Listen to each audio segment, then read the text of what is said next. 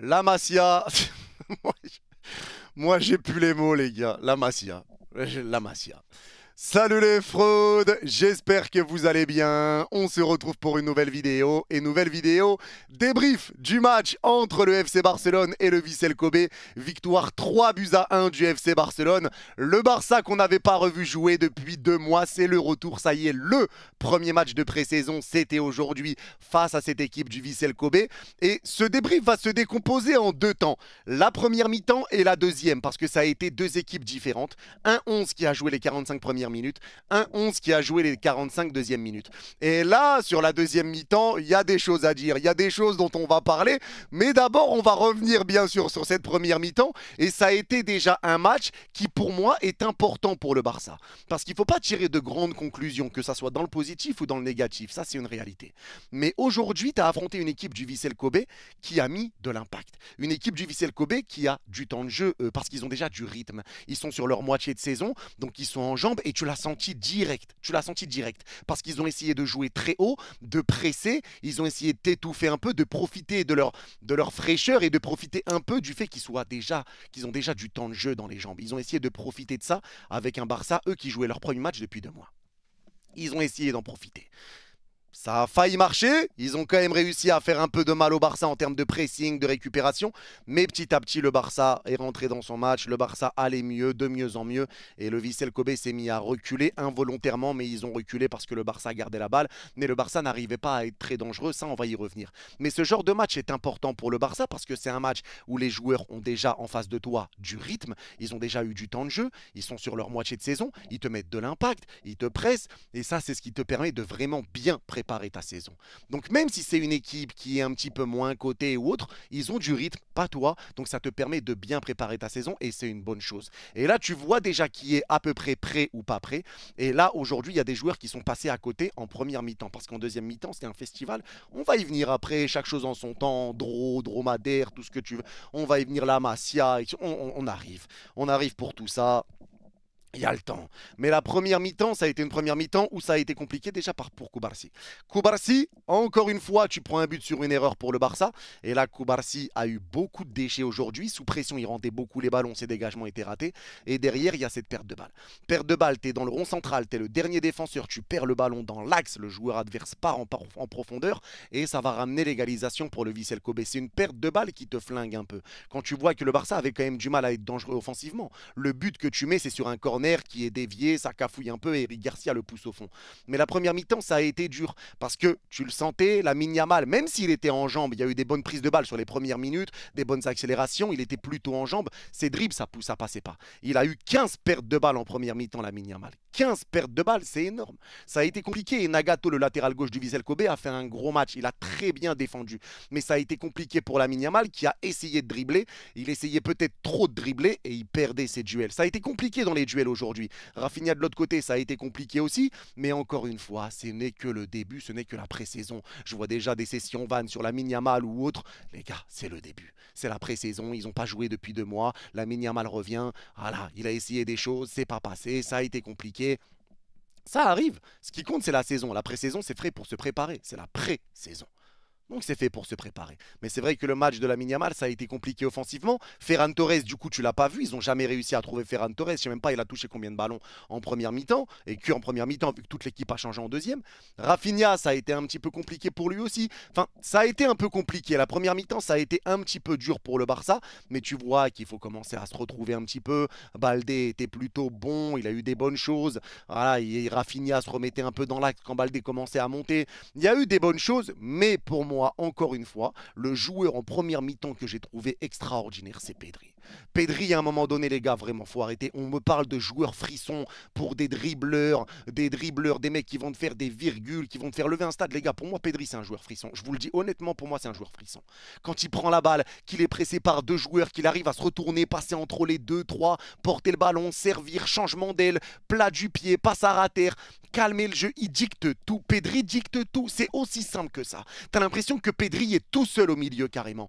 Pedri, il décroche pour prendre le ballon devant la surface. Sous pression, c'est lui qui ressort. C'est lui qui dicte le tempo. C'est lui qui donne le ballon vers l'avant ou latéralement en fonction de comment le Barça doit jouer. Au milieu de terrain, ça repasse par lui quand le Barça ralentit le jeu. C'est lui qui prend la balle et c'est lui qui va mettre un changement d'aile pour écarter côté droit ou pour choisir un peu de comment il va avancer. Il prend le ballon, il avance, il lance une profondeur sur le côté. Il va tout le temps chercher à te ramener du danger. Les passes sans contrôle, les passes de haut but. Il arrive tout le temps à ramener du danger. C'est une dinguerie. Encore une fois, le match de Pedri, lui, je sais pas, il connaît pas les vacances, il connaît pas la fatigue, il connaît pas l'adaptation, il connaît pas le retour de vacances, il connaît pas tout ça.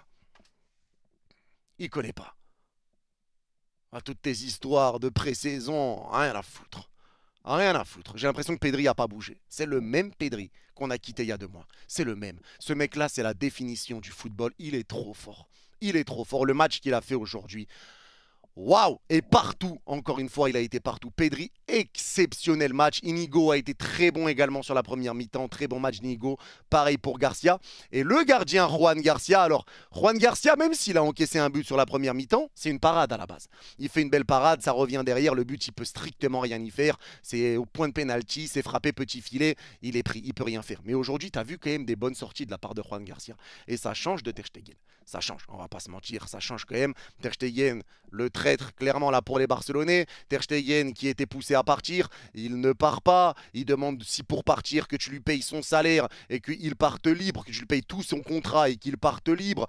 Il annonce lui-même qu'il a une blessure. Il annonce une blessure de 3 mois pour pas donner 4 parce que pour 4 il peut être désinscrit pour inscrire un autre joueur. Il annonce 3 mois alors qu'il n'a pas demandé la permission au club. Donc il bloque le Barça. T'as passé 10 piges au club. 10 piges, j'étais capitaine. Et tu fais ça à ton club. Moi, je comprends pas. Franchement, un mec qui fait ça au PSG, je pète un câble. Je pète un câble. Je pète un plomb. Et voilà, Ter Stegen, voilà, mais bon, au moins t'as Juan Garcia. Et Juan Garcia, tu vois quand même qu'il peut faire de bonnes choses. Mais ça a été une première mi-temps qui a été un peu compliquée pour ce Barça-là. Tu arrivais quand même à reprendre l'ascendant, à conserver le ballon, tu pressais bien, tu récupérais des ballons, tu ressortais bien du pressing. Mais ça a été une première mi-temps où offensivement, ça a été dur de te ramener du danger. Maintenant, la deuxième mi-temps. Alors, la deuxième mi-temps, moi, j'en ai marre. La Masia, chaque année, il y a un nouveau joueur qui sort de nulle part, il sort sa tête de la terre, tu le connais pas, tu l'as jamais entendu, et tu poses la question aux Barcelonais, tu leur dis c'est qui Dro? Dro? C'est Pedro Fernandez. Jeune crack de la Masia. Et il sort sa tête. 2008. 2008. Les gars, chaque année, la seule chose dont tu es sûr, il y a 2 choses dont tu es sûr chaque année. La première chose, c'est que les impôts, ils vont te rappeler. Les impôts vont t'appeler. Chaque année, ça c'est sûr. La deuxième chose, c'est qu'il y a un joueur de la Masia qui va sortir et qui va être là pour terroriser l'Europe. C'est une dinguerie.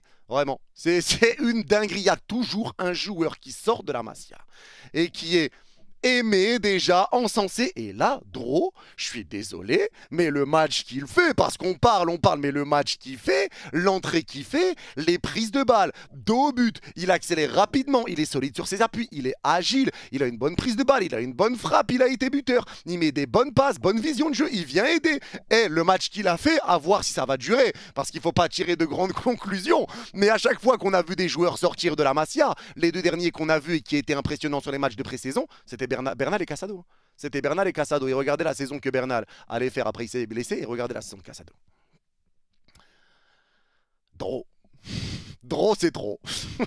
Dro, c'est trop, les gars. Moi, j'arrête. La Masia, c'est n'importe quoi. Vraiment, c'est plus la Masia, c'est le massacre. C'est fait pour massacrer l'Europe. C'est fait pour massacrer l'Europe. Moi, j'arrête. Mais Dro, la deuxième mi-temps a été très bonne. Les débuts de Rooney Bargi et les débuts de Marcus Rashford. On va commencer par Marcus Rashford. Et Marcus Rashford, lui, je l'ai trouvé en jambes. Moi, les gars, c'est vrai que ça n'a pas été le meilleur match de Marcus Rashford de sa carrière. Mais j'ai trouvé que c'était un Marcus Rashford qui était en jambes. Un Marcus Rashford qui faisait des super appels. Un Marcus Rashford qui était très bon dans ses contrôles. Un Marcus Rashford qui faisait des efforts défensifs. Il courait. Tu sens que c'est un Marcus Rashford qui est content d'être au Barça, qui voulait être au Barça. Il se donne, il essaye de jouer, il aurait pu marquer, il a eu une occasion, il aurait pu être passeur décisif, mais la frappe a été ratée, je crois que c'était de Barigi à ce moment-là. Il essaye de faire des différences. Moi, j'ai aimé le match de Rashford. Et je vous dis la vérité, quand j'ai vu son match, tu vois que ça peut être encore mieux. Mais quand je l'ai vu, je me suis dit, putain, ça va faire mal. Ça va faire mal. Parce que quand tu vois ce qu'il a fait en revenant de blessure pour un premier match en pré-saison, être aussi solide, faire ce qu'il a fait, franchement, s'il continue comme ça, moi je pense qu'il va faire très mal au Barça. Je vous l'ai dit dans tous les cas, je pense qu'il va faire une sale saison. C'est pas une bonne saison, je pense qu'il va faire une masterclass à Barcelone. Parce que pour moi, ça va parfaitement matcher. Maintenant, on verra, le temps nous le dira. Mais en tout cas, très bonne entrée de la part de Marcus Rashford et ça donne envie de voir la suite. J'ai hâte de voir comment ça va se passer, comment la saison va se passer pour Rashford et pour Rashford à Barcelone. Est-ce qu'il va réussir à passer titulaire? Comment ça va se passer? J'ai hâte de voir, mais en tout cas, entrée très prometteuse de la part de Marcus Rashford. Sur le côté droit, Rooney Bargi, acheté pour 2 millions d'euros. Et Bargi, lui aussi, très bon match. Très bonne mi-temps qu'il a faite. Parce que Rooney Bargi a fait des récupérations. Il a décroché pour reprendre des ballons. Son jeu de haut but quand il décroche est très bon. Il est bon dans ses passes. Il a une bonne vision de jeu. Il est fluide. Il a mis des bonnes passes. Il a une vraie bonne qualité. Ce qu'il fait, il le fait bien. Il est propre. Rooney Bargi est propre et il arrive à ramener à faire des différences. Il provoque, il fixe, il dribble. Il a été buteur, il met un super but sur la passe de Lewandowski, plat du pied un peu excentré côté droit et il te le met petit filet. Sa qualité de pied, on la connaît de toute façon. On a vu les vidéos, ça l'appelait le Messi suédois si je dis pas de bêtises, mais son but magnifique. Et Rooney Bargi, encore une fois, lui aussi si ça continue, ça peut faire du bien au Barça parce que le Barça a un superbe banc. Ah, faut le dire, le Barça a un gros banc. Les deux 11 qu'ils ont mis, ils sont terrifiants. Ils sont terrifiants. Faut le dire, ils sont terrifiants. Les deux 11 qu'ils ont mis, ils sont terrifiants. Rien à dire d'autre. Rien à dire d'autre. Et quand tu vois le match qu'a fait Christensen aujourd'hui en défense centrale, Christensen impeccable, impérial, quand il y avait des contres pour le Vissel, il se plaçait tellement bien, il contenait le porteur de balle pour le forcer à s'arrêter et laisser sa défense revenir. Il a été parfait Christensen, tu le voyais haut pour intercepter, tu le voyais au contact, tu le voyais bien gérer, contenir, il a tout fait.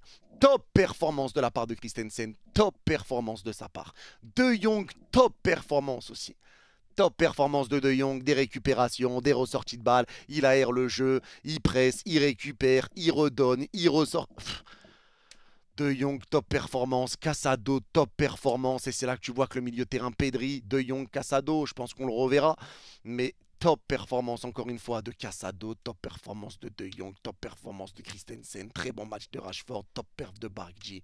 Lewandowski passeur décisif, et Lewandowski ça fait du bien aussi de le voir jouer comme ça. Lewandowski qui sur l'action, sur la passe de Rashford, la passe que Rashford met pour lancer Levan en profondeur, il est en 1 contre 1, il rentre dans la surface, il s'arrête un peu, il lève la tête, il voit Bargi, il lui remet et Bargi marque.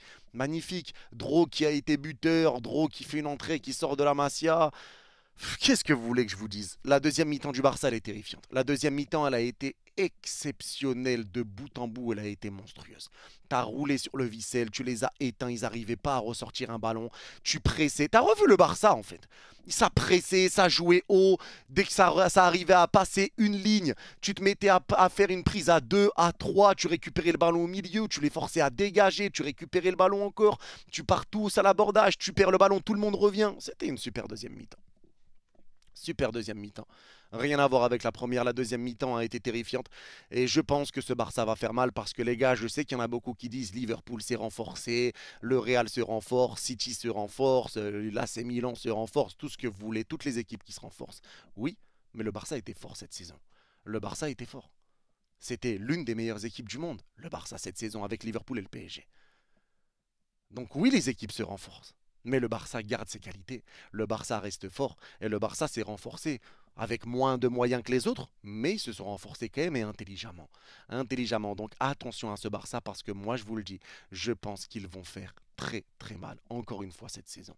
Encore une fois, je le pense sincèrement et on verra, le temps nous le dira, mais je pense qu'ils vont faire très mal. Avec un Christensen qui fait une top prestation aujourd'hui, un Inigo qui a été très bon, il y a eu des bonnes choses, mais maintenant, encore une fois, c'est qu'un match de préparation. Donc, il ne faut pas tirer des grandes conclusions, mais moi, je m'en rappelle, j'ai compris direct sur les matchs de préparation quand Hansi Flick est arrivé sur le début de la saison dernière. C'est là que j'ai vu les Bernal, les Casado, comment ça jouait, la manière dont il avait joué contre Manchester City. J'avais déjà capté des trucs par rapport au Barça et la saison m'a pas fait mentir. Et là, les gars, je pense encore une fois qu'ils vont faire mal. Je pense vraiment que le Barça va faire mal. Ça a été une très bonne deuxième mi-temps. Et ça a été impressionnant. Et maintenant, on va voir ce que ça va donner. Il reste encore des matchs de préparation. Mais la Masia, qu'est-ce que vous voulez que je vous dise? Même Torrens, je ne sais pas si je le prononce bien, mais Torrens a été très bon aussi. Et Dani Olmo, personnellement, je sais qu'il y en a beaucoup qui ont aimé. Moi, personnellement, Dani Olmo, j'ai pas été fan aujourd'hui. Et je m'explique. Dani Olmo a eu du bon. Il a réussi à ramener quelques situations, etc. Pour les ressorties de balles aussi. C'est lui qui était un petit peu le métronome sur certains moments. Mais ce que je n'ai pas aimé, c'est qu'il a tenté beaucoup de passes sans contrôle en une touche de balle. Et ça a été compliqué. Il a rendu beaucoup de ballons. Il y a des moments où tu peux faire des passes à la fin, là, avant que le coup de sifflet final soit sifflé. Il a gardé le ballon très longtemps alors qu'il aurait pu le donner en entrée de surface. Ça a permis aux joueurs de revenir. Il y a eu des passes qui ont été ratées, des crochets qui ont été ratés. Il y a eu quelques petites pertes de balles. Donc, je sais pas. J'ai eu un peu de mal avec Olmo. Dites-moi vous, mais moi, j'avoue que c'est le ressenti que j'ai eu. Donc, je vais pas faire le menteur. Je n'ai pas aimé le match de Dani Olmo. Peut-être que je suis totalement fou et que j'ai retenu que le négatif, mais j'ai vu beaucoup de pertes de balles, beaucoup de passes ratées. Donc, j'ai trouvé que c'était un peu complexe pour Dani Olmo, mais je sais qu'il y en a beaucoup qui vont pas être d'accord avec ça. Mais c'est vrai que moi, j'ai eu quand même du mal avec Dani Olmo. Peut-être que je suis le seul, peut-être que je suis pas le seul, mais c'est mon avis. Mais en tout cas, ça a été un retour réussi pour le Barça.